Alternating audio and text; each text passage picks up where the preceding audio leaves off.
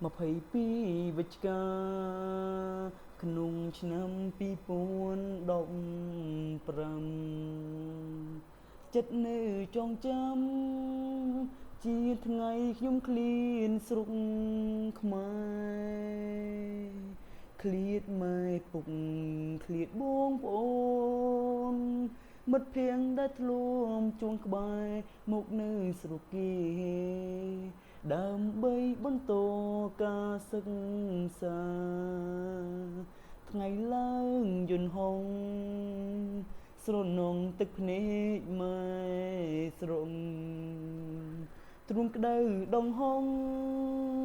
រូកូនមិនចង់ឃ្លៀបទេតែដើម្បីគ្រួសាររុងរឿង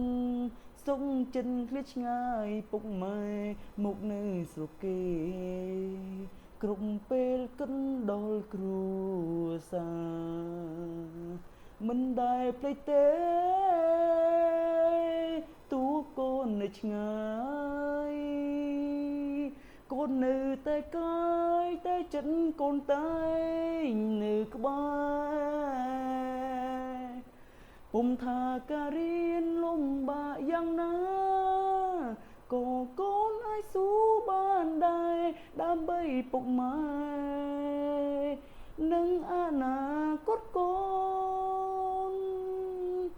កូនមិនអីឡើយម៉ែអើយកូនសូមសន្យា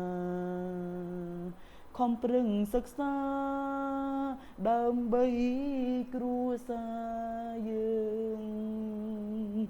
សង្ឃឹមពុកនិងម៉ែបានសុខលេងគេមើងងាយដូចមុនឲ្យនាងមានគុណសូមកុំបារម្ភពី